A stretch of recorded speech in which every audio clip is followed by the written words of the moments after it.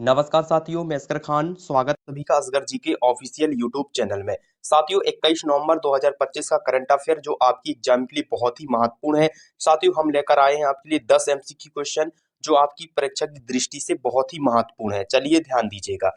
साथियों अगर आपने हमारी जो यूट्यूब चैनल को सब्सक्राइब नहीं किया है तो प्लीज़ सब्सक्राइब कर लीजिए डेली नोटिफिकेशन के लिए। तो चलिए पहला क्वेश्चन क्या है, ध्यान दीजिएगा। पहला क्वेश्चन स्क्रीन में आ चुका है, ध्यान दीजिएगा।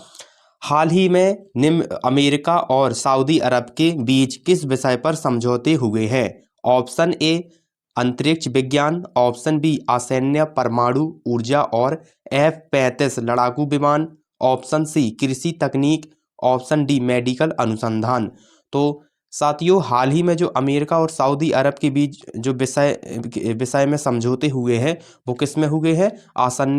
असैन्य और परमाणु ऊर्जा और F-35 लड़ाकू विमान में। ऑप्शन बी इसका राइट आंसर हो जाएगा। ठीक है, चलिए थोड़ा से समझते हैं। ध्यान दीजिए साथियों, अमेरिका और सऊदी अरब ने नागरिक उपयोग वाली परमाणु ऊर्जा पर समझौते किए।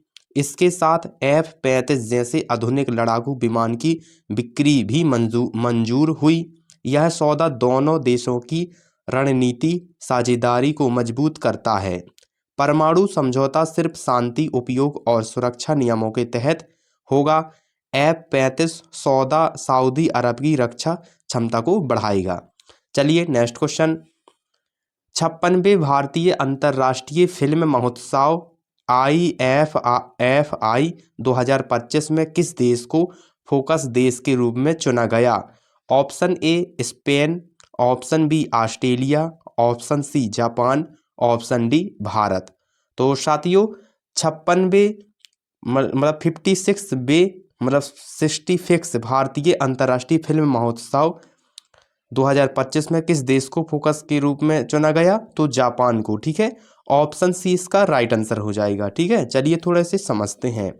IFFI 2025 में जापान को फोकस देश इसलिए चुना गया क्योंकि उसका सिनेमा विश्व भर में कहानी, एनिमेशन और तकनीक के लिए प्रसिद्ध है। ठीक है साथियों, फोकस देश बनने से जापान की चुनी हुई फिल्म का विशेष प्रदर्शन किया जाएगा। इसे भारत जापान के सांस्कृतिक संबंध और फिल्म सहयोग को बढ़ावा मिलेगा।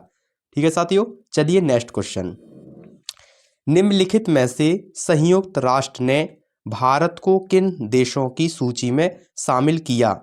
ऑप्शन ए व्यापार, ऑप्शन बी कृषि, ऑप्शन सी शहरी विकास, ऑप्शन डी स्वास्थ्य। तो साथियों निम्नलिखित में से संयुक्त राष्ट्र ने भारत को किन देशों की सूची में शामिल किया? तो शहरी सूची में शामिल किया भारत को। ऑप्शन सी इसका राइट आंसर हो जाएगा। चलिए थोड़ा से समझते हैं। संयुक्त राष्ट्र ने भारत को उन 7 देशों में रखा जो वैश्विक शहरी विकास में तेजी प्रगति कर रहे हैं। भारत में स्मार्ट सिटी, मेट्रो नेटवर्क और शहरी ढांचा तेजी से विस्तार कर रहा है। रिपोर्ट के अनुसार बड़ी आबादी वाले देश में शहरी विकास की गति भारत में सबसे अधिक दिख रही है। Next question. निम्नलिखित में से प्रधानमंत्री मोदी किस देश में आयोजित 20वें G20 शिखर सम्मेलन में भाग लेंगे? Option A Japan, option B Brazil, option C दक्षिण अफ्रीका, ऑप्शन डी जर्मनी। तो साथियों प्रधानमंत्री मोदी जी आयोजित 20वें G20 शिखर सम्मेलन जो भाग लेंगे बोलेंगे दक्षिण अफ्रीका में। ऑप्शन सी इसका राइट आंसर हो जाएगा। चलिए थोड़ा से समझते हैं।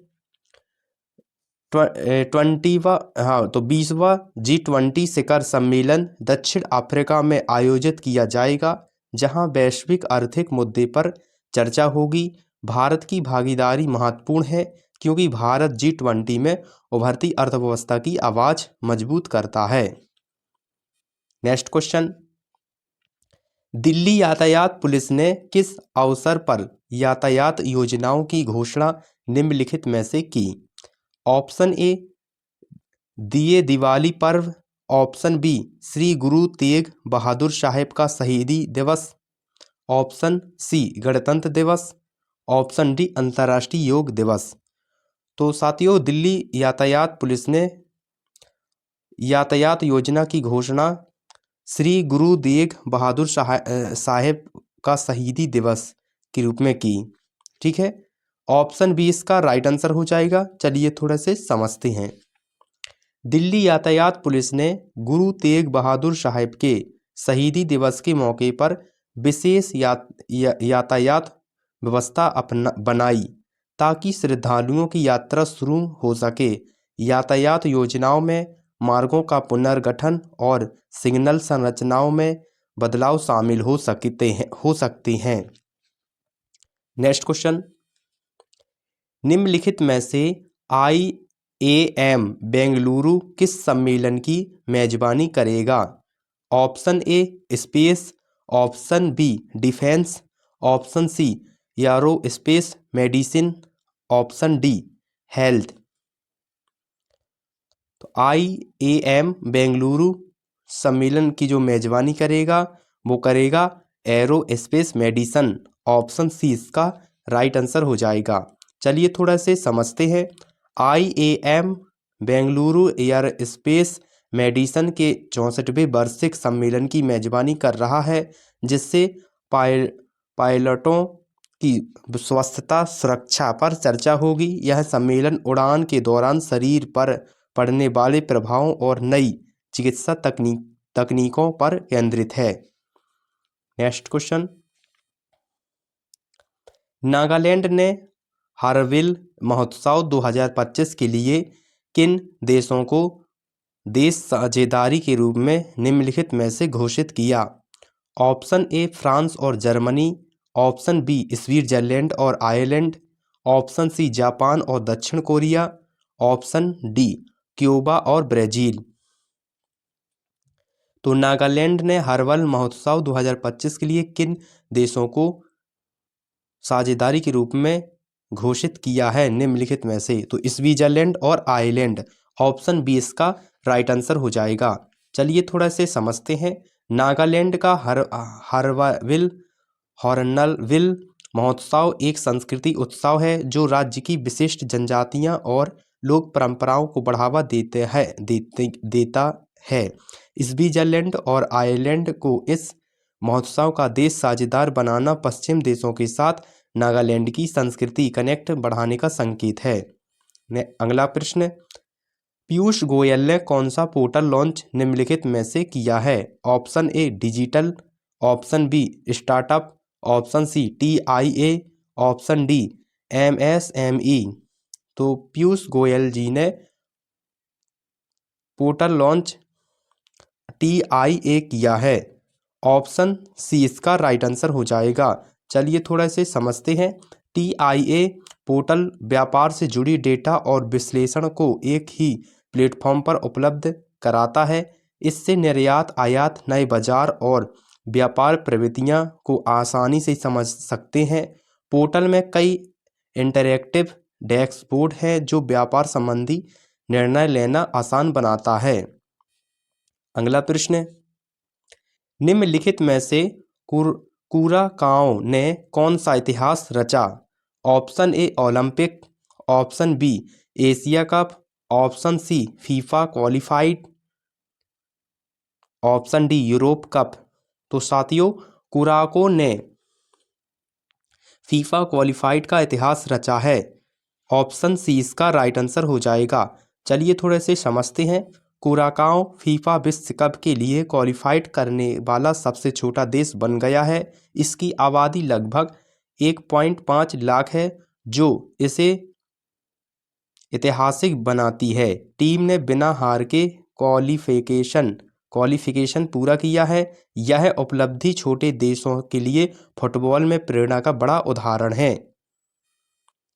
अगला प्रश्न, निम्नलिखित में से ओलंपिक गुरप्रीत सिंह ने ISSF विश्व चैंपियनशिप में किस इवेंट में रजत पदक जीता है? Option A 10 metre air pistol पर, option B 25 metre rapid fire pistol पर, option C 25 metre centre fire pistol पर, option D 50 metre standard pistol पर। तो साथियों ऑप्शन सी इसका राइट आंसर हो जाएगा। ओलंपिक गुरु सिंह ने ISSF विश्व चैंपियन में इवेंट में जो रजत पदक जीता है वो 25 मीटर सेंटर फायर पिस्टल पर जीता है। ऑप्शन सी इसका राइट आंसर हो जाएगा। चलिए थोड़ा से समझते हैं। गुरप्रीत सिंह ने राष्ट्रीय और अंतर्राष्ट्रीय स्तर पर अनुभव जुटाया है और इस बार उन्होंने सेंटर फायर पिस्टल में कड़ा मुकाबला दिखाया। उन्होंने 2 दिनों में कुल 584 -18 गुना स्कोर किया, जिसमें प्रिजीशन और रैपिड चरण दोनों शामिल थे। साथियों आज के ये थे 10 MCQ क्वेश्चन करंट अफेयर के जो आपकी परीक्षाओं के लिए बेहद ही महत्वपूर्ण है। तो साथियों आज का सेशन कैसा लगा? अच्छा लगा हो तो वीडियो को लाइक कर दीजिएगा, चैनल को सब्सक्राइब कर लेना और अपने दोस्तों के साथ शेयर जरूर करना। धन्यवाद। मिलते हैं अगले करंट अफेयर की सेशन पर।